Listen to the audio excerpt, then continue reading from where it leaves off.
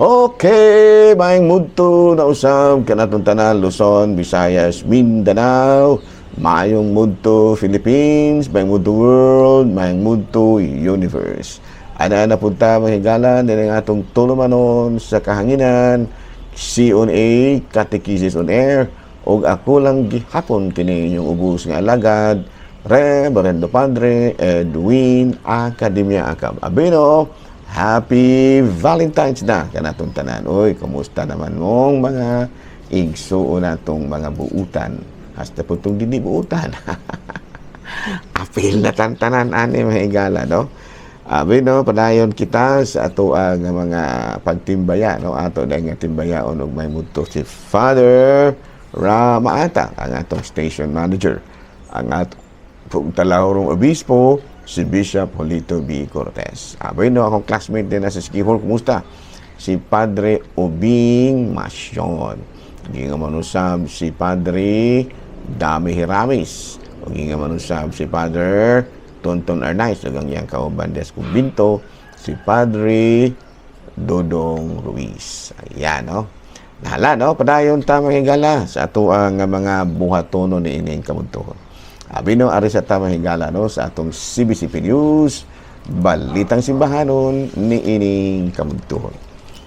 February 14 mga higala, matod padri, Cardinal urges faithful to turn Lent into acts of compassion through alay kapwa. Ang nagsulti ni ini mga higala maong si Archbishop, no? Sa ganito at Bishapa mahigala. No, so usa ka kardinal mahigala ang nanawagan mahigala nga atong himuon ang Valentine's Day, ang panahon sa Lent isip usa ka panahon sa pagpadayag sa ato ang kaluoy pinaagi sa alay kapwa. Ayan, no? Hala, no? Padayon ta mahigala sa ato ang mga buhaton. Vatican News mahigala, King Charles ug Queen Camilla, King Charles III ug Reina Camilla may apil sa usa ka ecumenical service dito sa Sistine Chapel sa Vatican, no? Natupan dito ni bisita mo gud mahigala kini si ako anday mahigalak ang cardinal di ay nga niingon ana mao si Cardinal Jose Advincula. Nalimot mo ko mahigala, sorry kay ha. Si Cardinal Jose Advincula niingon ngadto sa mga faithful to turn Lent into acts of compassion through alay kapwa. Bueno, ari kita sa Vatican News. King Charles of Queen Camille of England, no, ni apil sa usa ka ecumenical service dito sa Sistine Chapel sa ilang pagbisita sa Vatican atong nakalabayng semana, marking a historic moment in Anglican and Catholic relation. No, sa ato pa kikinigong mga sila si King Charles III mahigala ug si Queen Camille dili man sila Katoliko. Actually, no, they are not Catholics. Pero tungod sa ilang gihimo nga nibisita sila sa Vatican, medyo niligon, no, ang relasyon tali sa duha ka mga kanang relihiyon, ang Anglican Church ug ang Catholic Church. Ayan, no. Nahala, no, may mudto na kanatong tanan. So, Valentine's Day ba aron ha? Ayaw mo kumpiyansa, no? Alang itong mga walay partner in life, ay, pangita ra diha. May daghan din ang mga gitawag na tuog mga bukas ang kasing-kasing sa pagminahalay. Ayan, no? Bukas ang kasing-kasing sa pagminahalay. Okay, kining Valentine's Day manghigala, mao man kini ang panahon sa pagminahalay. No? Arita manghigala sa kining CBCP News. Wala na, human na, no? Nahala, ari na ta mahigala sa ato nga kining Saint of the Day. Yan, no? Bino, ang atong Saint of the Day karon mahigala, of course, Sagway ng utana, no? Wala lain kung si San Valentino. Ayan, no? Si San Valentino. Abin natin kitugutan kami higala kini si San Valentino. Saan naman ito may higala? Si San Valentino. Valentino. Nyara dirita di speakers may higala. Si San Valentino. Abi no, kining Valentine's Day mahigala, there were numerous early Christian martyrs who were named Valentine. Uy, daghan ni sila mahigala, no? Kining mga Christian martyrs nga gitawag og si Valentino. Numerous early Christian martyrs who were named Valentine, no? Na adunay Valentine of Rome, no? Sa AD 269 nga diin gihimo siyang usa ka martir. Unya Valentine of kini do na pilaing Valentine no higala. Usa po kini siya ka martir, no? Unya sa 14th century Geoffrey Chaucer mahigala sa usa niya ka iyang kuan ba kining iyahang usa sa iyahang mga poem nga gihimo kini si Geoffrey Chaucer na hisgutan pod kini si San Valentino sa iyaha ba nga kana og sa iyaha pong play nga Hamlet, no? So modern times naapil na kini si San Valentino, pero sa ako nang ginaingon baling daghana kayong mga pangalan nga ginganlan og Valentino, no? So muna nga karong adlaw mahigala, no? Pero martir ni si San Valentino. No, doon ay Saint Valentine of Rome. Doon na po lain nga katong sa Geoffrey Chaucer nga poem niya, ang Hamlet, no? Ginganlan po na kuan po na nalakbitan po dito kini si San Valentino. Nahala, no? Padayong ta manghigala sa ato ang mga buhatonon. Abi no, ari nata sa ato ang mga katikisem mahigala, no?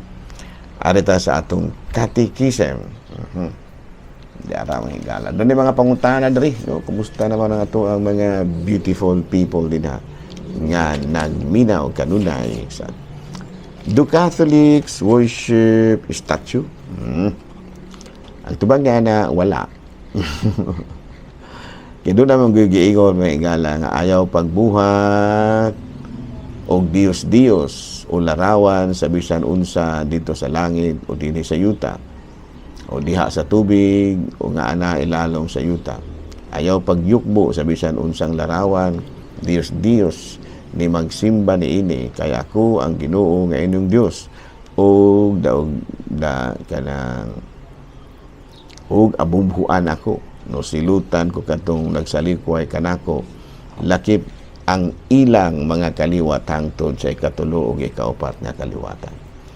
Abi no kini gud mahigala, no? Dugay may akay ng isyu ha katong controversy kini bitong iconoclasm. Tungod lagi ni ining Exodus kapitulo 20 bersikulo 4 hanggang 5. But anyway, objective and subjective man gud ni mahigala, no? Kaya ang gisgutan jud dinhi Dios versus dili versus kana bitang Dios o kana bang normal bitaw nga pagtahod ba, ano panalita no yon, no? Kana bitang magkuan ba, kana bitang nay mga magkuan ba, kana bang mga diskurso ba, no? Doon na may muingon nga kana bang mga coronation speaker may nga ako mga pagyukbo sa ato ang mahal nga hara nining ato karong kapistahan no kana bitang coronation speaker amingon nga akong mga pagyukbo, no? Mga pagyukbo sa ato pa kung ingon ka nga yukbo sa ato pa kung atong basihan kining Exodus kapitulo 20 ato din yung pagka-Diyos ng mga reyna din ha, no? Ako mga pagyukbo kaninyo mana ingon ni ana ba o kini kong pagyukbo manghigala magdepende magunay sa imong intensyon. Para ba? Para nako ba? Para nako ra ha. Correct me if I'm wrong. Kadili kag engineer nga pagyukbo isip Dios muna ginadili. No, isip Dios, no, panalitan mo yukbo ka sa kanang larawan sa mahal nga birhen nga imo siyang giila nga Dios. Aw kana siya muna ginadili. Pero kung niyukbo ra ka, dili tungod kay giila nimo siya nga Dios, kung dili pero tungod lang kay imong gitahod, tungod kay imong gitahod ang tag-iya sa maong larawan, o dili siguro na pag Dios. Klaro ha? O pananglitan kana gong naa magyulagi ni mga picture nato, no? Usahay na ay kini bitong hard copy sa mga picture nga hagkan sa bana. Unsa may kalambigitan ana sa picture sa imong asawa o sa mismong personal sa imong asawa. Nya nganong kana mang picture mo imong gihagkan, no? Alang siguro sa wala makasabot ni ana, o dili gyud na eksakto kay ngano mang gahalok-halok mga anang papel naman na. Pero alang sa bana nga migakos nga mihalok sa picture sa iyang asawa, usa ka na kapaagi sa iyang pagpadayag sa iyang dakong gugma ngadto sa iyang asawa. Wala nga magdepende ra man gud na. Wala nga mga laing relihiyon kay wala man lagi dagay na sila gugma sa mga santos, dili man na sila mutahod og mga santos, dili po na sila mutahod sa mahal nga birhen. Muna nga hasta ang mga dili gyud sila kasabot nato. Ngano nga hasta ang picture sa atong mahal nga birhen atong gitahod. Kidaan man nga mismo ang mahal nga birhen di man sila gani mutahod. No, klaro? Nya kada mga santos, mismo man po mga santos di po sila mutahod. Kato pa natural na lang nga mismo mga picture po sa mga santos, dili po nila tahoron. Pareho sa gud na sa picture lagi sa imong mga anak. No, pananglitan imong anak o imong asawa naa kay picture sa imong asawa. Unya imong gihagkan. Of course, katong nakakita nimo nga gihagkan nimo na ang picture sa imong asawa, medyo baliwala ra gyud niya kay dili gud na niya asawa na imong kana imong picture sa imong iyang asawa na. Pero makakita siguro ka nga kana bang picture sa imong asawa unya gihagkan sa laing tawo murag I don't know kung no murag ba dagay pug kag gamay pod nga negative feelings dagway, no? Klaro ba? Testing ha, panlitan na imong asawa na ay picture. Imong asawa ba na picture imong asawa unya gihagkan pod sa imong kumpare ang picture sa imong asawa. Mura mag unsa man yung tawhanang gihagkan man ni ako ang picture sa akong asawa. Naibog man ako nito akong asawa. Wala ingon ana, di ba, no? Maupod na. Muna nga, sa ako na ginaingon, ang usa gyud sa mga hinungdan, nga dili gyud sila mutahod sa kanabitang imahe sa itong mahal nga birhen. Kay mismo ang mahal nga birhen, o man nila tao na. No? Tahod bagong tao na sila sa mahal nga birhen, nga di man, ila man ang ingnon ang mahal nga birhen nga kuan ka ng tao raman na, nga nung mutahod man taana nga tao raman na. Muna nga, hasta ang picture sa itong mahal nga birhen, kasi padaan gina nila. Pero kita, dili na mahimo. Kaya ato manggitahod ang mismong mahal nga birhen. Tahod manggitang mga Katoliko, ana, muna nga, di kita kaako pagpasipala mismo sa picture sa itong mahal nga birhen. Klaro ba? Kaya connected man na sila lagi. Connected man na. Mga santos, asa man ka mangitag mga laing relihiyon nga mutahod ni San Isidro? Kung na ikalatawanan ang naming gala, no? Kanang kinibang mga batanon pud bitaw nga mga laing relihiyon nga mag-apil-apil ining street dancing. Mag-apil sa kay nga tungod I don't know, pero kanang ilahang pag-apil sa mga street dancing sa Santo Niño, Sinulog para ra gyud na sa cultural era na. Dili gyud na ingon nga nitahod gyud sila sa inyo Santo Niño. Pero singgit, viva Senyor Santo Niño. Viva. Singgit gyapon mo na makatawa ka ba kay nga naman mga laing relihiyon magsinggit-singgit mga batanon tayo noon. Singgit-singgit magud hinoon nga man. No? So siguro mo I don't know kung mao ba yun na siya. Correct me if I'm wrong. Nga tungod kay wala sila mutahod sa mahal nga birhen. Maupod nga di gyud po sila mutahod sa picture sa mahal nga birhen, mga estatwa. No, klaro? Inya dili po sila mutahod sa mga santos nato, San Isidro, San Pedro, anak. Muna nga mismong picture po. Kita kay tahon man kita. No, munang makakita sila og mga picture sa mga santos. Kuan gid sila kay naa kuno sa Biblia nga book-on gina siya. Dili in tao na mauoy kay ang ato pagtahod ra man dili man ni pagsimba isip Dios. Isip Dios. Pagtahod ra ba? Tahod ra man go, pero gud anang flag nga mutahod ta nga iisa ang flag nila kay di man puno sila di man puno ang pila yung relihiyon nga agani kay dakpon man ta mapugos gyud lamang sila og kuan tahod na lamang mutindog na ba pero lain kanang dili ang lain relihiyon og naminaw man nako karon wala koy dautan nga mga tinguha sa akong pagpasabot ani kay actually ang akong gisultihan ani kinira po nga ako mga sakop ng Katoliko, no? So sorry kayo ha, wala ko dili ko tigkontra pero ako ra gipasabot ning atoa nga inyong gisaway kining among mga mutahod may sa mga santos. Ako ra ning gipasabot. No nga kinigong pagtahod nato sa ato ang anang atong kan nagumika na sa atong pagtahod sa tinud-anay gyud pananglitan.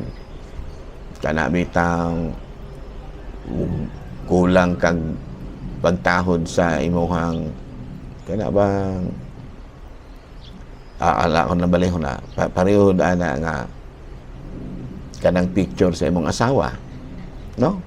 Tungod sa imong dakong gugma sa picture sa dili tungod sa imong dakong gugma sa imong asawa hasta ang iyahang picture imong hagkan labi na ang imong asawa wala diri to asawa di ba ana ato pa connected connected.